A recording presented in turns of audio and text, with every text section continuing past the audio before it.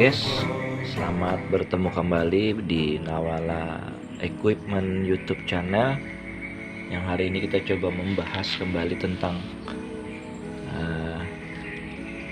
kejayaan film-film jadul di tahun 70-80-an yang bukan hanya terlihat dari produk-produk kaset maupun laserdisc film-film yang tinggal seperti pernah kita upload pada YouTube sebelumnya, tetapi juga terlihat dari beberapa player maupun poster yang juga sangat sulit didapatkan. Ini ada beberapa contoh player yang dulu sifatnya card lobby ya, atau boleh dikatakan poster lobby yang ada di depan bagian lobby bioskop. Biasanya film yang akan tayang atau coming soon dalam beberapa waktu ke depan. Nah, ini ditampilkan di depan lobby bioskop. Dan guys, player seperti ini, pamflet player maupun poster ya, ini sudah sangat langka sekali kita. Karena apa? Karena dia dibuat dari kertas tipis ya, kertas tipis yang tentunya penyimpanannya juga sangat sensitif sekali ya terhadap kerusakan. Nah, di sini saya bungkus dengan plastik agar dia lebih aman.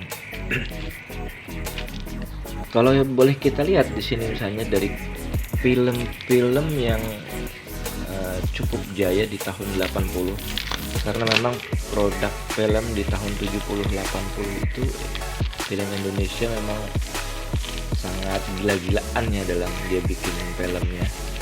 Dan terlihat di sini contoh seperti layarnya Sangkuriang yang dibuat oleh PT Rapi Film. Ini dimana pertemuan dari Susana dan Klip Sanggra yang adalah suami kedua daripada Susana, ini dari lagi jaya beliau. Nah, ini keren sekali dari hasil cetakan player ini ya. Paduan warnanya juga mantap sekali. Kita bisa lihat bagaimana orang-orang zaman dulu tuh mengedit sebuah poster maupun player. Nggak ada seperti zaman sekarang ya, ada Adobe Photoshop dan sebagainya. Oh, dulu tidak ada. Dulu itu benar-benar sensasi lukis yang mereka bikin kemudian dicetak. Nah, di sini juga tertulis nih tahun dimana film ini rilis, 2 Juni 1983. Ini ada di Garuda Kencana Bioskop. Nah, Sangkuriang kan legendanya Jawa Barat ya. Uniknya dari player ini dia bolak-balik. Nah, tuh bolak-balik. Di bagian belakang dia menjelaskan agak sedikit detail ya tentang apa sih yang menceritakan apa sih film tentang Sangkuriang tersebut.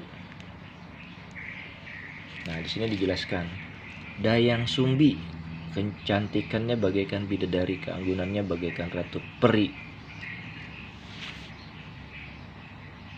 Pada saat film ini dibuat, Susana itu sudah berumur 41 tahun pada tahun 43 ya. Dan itu diceritakan di sini nih. Unik tuh, coba lihat. Susana berumur 41 tahun dan Klip Sanggra masih 17 tahun. Dan ternyata berlanjut setelah film ini mereka menjadi pasangan suami istri. Nah, film yang lain juga tidak kalah kerennya nih. Gundurwo. Layarnya ini tentang makhluk paling usil di dunia yang dia menyerupai manusia atau orang lain, dan dia mempunyai kegemaran meniduri istri orang. Nah, ini player bagian belakang. Farida Pasha ini adalah tokoh pemain film yang sangat mewakili sekali keterwakilan wajahnya tuh pada figur-figur antagonis, terutama peran dia dalam muka yang cukup menyeramkan ya, Farida Pasha itu. Jos Rudi, Paradila Sandi, Lina Nur. Nah, ini gambar bagian belakangnya mengerikan ya. Gundurwo. Nah, ini Susana lagi nih. Susana lagi. Perjanjian di Malam Keramat. Sangat keren sekali poster ini ya. Dan kita tentunya sudah akan sangat kesulitan sekali untuk mencari di mana kita bisa dapat poster ini. Susah sekali. Susana Eli Ermawati. Eli Ermawati ini adalah pengisi suaranya Mantili di Brahma Kumbara. Tapi karena begitu tenarnya sandiwara radio Brahma Kumbara, akhirnya yang tadi mereka ada di belakang layar, di belakang di suara saja, kemudian dimunculkan menjadi tokoh dalam film. Eli Ermawati sebagai Mantili waktu itu. Nah, di sini ada juga klip Sanggra. Nah, mereka terus berpasangan nih. Setelah era film-film yang tadinya tentang Sangkuriang, dia klip Sanggra dan Susana itu menjadi pasangan suami istri. Nah, ini juga film legend, Angling Dharma. Angling Dharma. Film-film kolosal. Nah, Angling Dharma ini juga sandiwara radio ya. Saur Sepuh, Angling Dharma, Misteri Gunung Merapi gitu ya, yang diangkat dari cerita-cerita yang sangat populer di era 80-an dari sandiwara radio. Kita bisa lihat nih bagian belakangnya juga. Angling Dharma ini di Kencana hari ini, Januari 1991, Garuda. Minggu, harga tiket Rp 750. Mahasiswa dan pelajar Rp750. Dulu uniknya ya, anak-anak SD, saya dulu pernah anak SD itu diwajibkan nonton film, terutama film-film tertentu seperti Serangan Fajar, kemudian Saur Sepuh, G30 PKE, dia nonton ke bioskop gitu ya. Oh, dia rame-rame, mungkin proses pembelajaran juga maksudnya. Nah, ini ada film juga yang dapat Piala Citra waktu itu, begitu kerennya ini film tentang budak nafsu. Yeni Rahman ya. Yeni Rahman bermain sangat bagus sekali di film ini. Dia sangat menghayati tokohnya dia sebagai orang yang diperbudak oleh penjajahan Jepang pada saat itu ya. Jepang terkenal sekali dengan pelampiasan syahwatnya terhadap wanita-wanita di Asia. Jadi film ini diangkat dari buku ya, buku yang berjudul Fatimah. Jadi Fatimah pada saat itu mengalami kondisi yang berat sebagai budak seksnya daripada tentara-tentara Jepang. Nah, Anda bisa lihat nih di bagian sini, begitu kerasnya dampak dari penjajahan Jepang, terutama pelampiasan hasrat seksual mereka ya. Nih, luar biasa. Dipaksa melayani beberapa orang tentara Jepang. Tokohnya keren loh. Roy Martin tuh digundul sama El Manik. Dia menjadi tokoh orang Jepang ya, tentara Jepang. Nah, ini juga Tamu Tengah Malam. Tamu Tengah Malam ini Uli Arta itu menjadi semacam apa ya, kuyang. Kalau di Kalimantan itu kuyang ya, yang melepaskan kepala gitu, yang terbang. Mungkin kalau di daerah lain itu apa ya, palasik gitu ya, palasik gitu. Ini film-film tahun 90-an. Nah, Aji Pamungkas, Ayu Lestari. Nah, ini player bagian belakangnya warna biru. Ini film-film yang juga mempunyai keterwakilan menarik di tahun-tahun 80-an. Ini juga legenda percintaan antara Catatan Si Boy ya. Catatan Si Boy ini kita tahu dia seorang laki-laki, figur laki-laki yang menjadi idaman anak-anak remaja di antara 80 akhir ke 90-an awal. Ongki Alexander, waduh, kalau Lupus kan Rian Hidayat. Jadi ini dia bermain sama Sophia Latjuba ya. Sebenarnya pasangan abadinya Ongki ini di dalam film Catatan Si Boy itu Paramita Rusady. Tapi kehadiran Sophia Latjuba di sini cukup menarik ya, karena pertemuan mereka di luar negeri ya. Nah, itu harga tiket Rp1.250.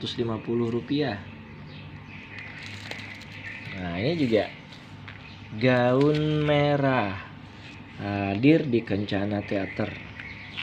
Keren nih. Biasalah film-film yang bertemakan hot-hot itu hadir begitu banyak di era tahun 90-an, karena begitu kurang bagusnya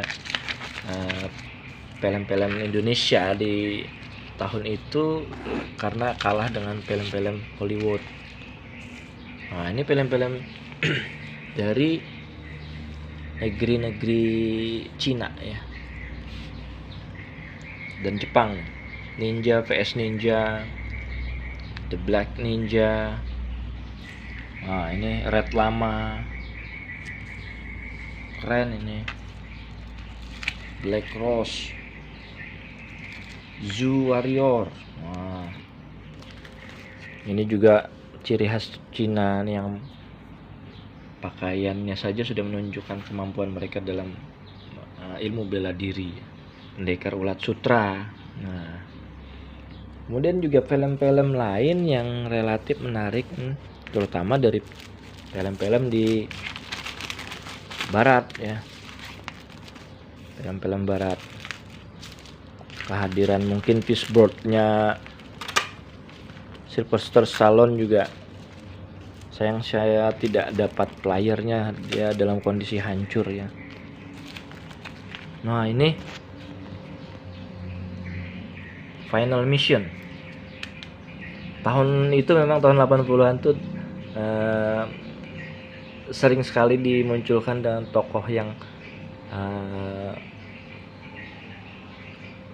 solo, dia sendiri bisa menghancurkan ratusan orang gitulah.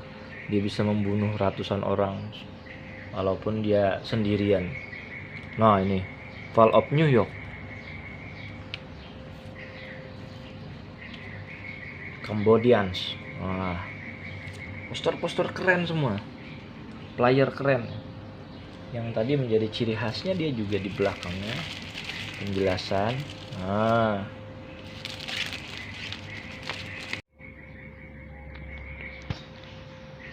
ya oke guys, mungkin itu saja ya mungkin yang bisa saya sampaikan mengenai pernak-pernik kejayaan daripada perfilman Indonesia di tahun 70-80-an itu, yang bukan hanya dari produk-produk baik kaset, Betamax maupun VHS ataupun Laserdisc yang tersedia, tetapi juga pernak-pernik lain yang menyertainya. Salah satunya adalah keunikan dari flyer, poster maupun leaflet dari film-film era tersebut yang terlihat dari karya-karya mereka yang dibuat dengan sangat baik sekali. sangat menarik sekali. Ini mungkin menjadi salah satu edisi kolektor yang juga menjadi buruan dari para kolektor besar ya. Itu saja mungkin guys informasi, mudah-mudahan bisa bermanfaat. Kita sama-sama belajar. Saya juga baru menelusuri keterkaitan film-film Indonesia ini tentang kejayaan mereka ini, untuk bisa kita sama-sama belajar begitu ya. Baik, mudah-mudahan bermanfaat. Mungkin bisa ketemu di YouTube lain dengan materi yang juga relatif sama ya. Selamat menikmati. Terima kasih. Assalamualaikum warahmatullahi wabarakatuh.